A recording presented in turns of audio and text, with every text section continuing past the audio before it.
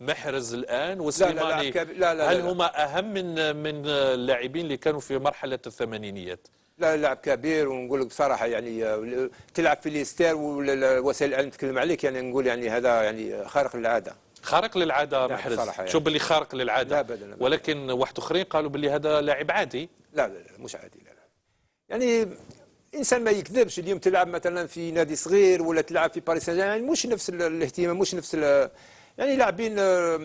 حتى هذا بنزيا لما جاء اللي عندنا يلعب في المنتخب، يعني في بوردو مش اي واحد يلعب في بوردو بصراحه. يعني ما نقدرش نقولوا مثلا ضجه كبيره وهو زميلك في كره القدم على كل حال، علي بن شيخ، لما يتحدث عن رياض محرز، ما رايك في كلامه لما يقول لاعب عادي وعلاش راكم تنفخوا فيه وعلاش؟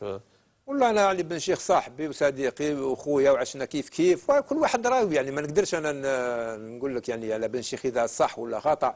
هو رايه هكذاك، يشوف هكذاك وحنا يعني ما نشوفوش هكذا. احنا نقول ما دام انت تشوفوا لاعب كبير وهو لا ينظر الى لاعب كبير، معناتها انت تشوفه بلي اخطا.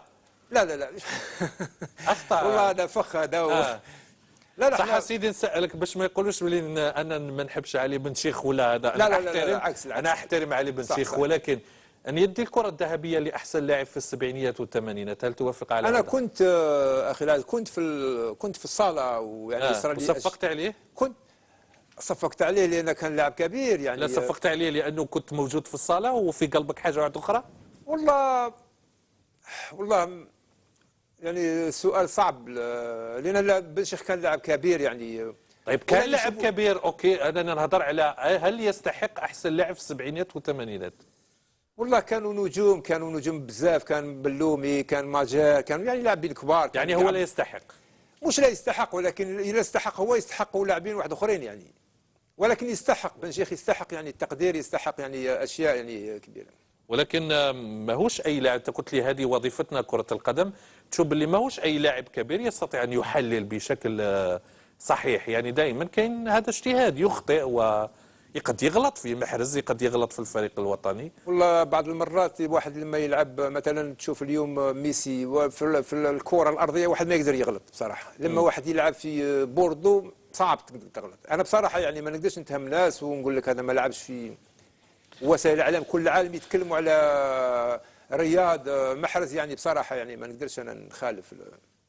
لا يزعجك، باش نغلق ملف علي بن شيخ، لا يزعجك ان علي بن شيخ هو اللي خاطف الاضواء الان كمحلل رياضي، في حين ان هذه هي مهنتك ايضا الان، مع تمتعقد مع الشروق كمحلل رياضي، وعندنا ربح ماجر، وعندنا قنوات اخرى فيها لاعبين ومدربين، ولكن انت لا يزعجك انه علي بن شيخ هو اللي يدير الانظار اكثر؟ لا احنا لما مثلا قبلنا نحال في البلاطوات هذه صافي بارتي دو كومبا، ماشي باش لان كنت معروف. انا لما كنت نلعب 10 سنوات، اليوم علاش يعرفوني الناس؟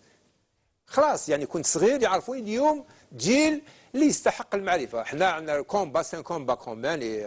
ممتاز. قلت لي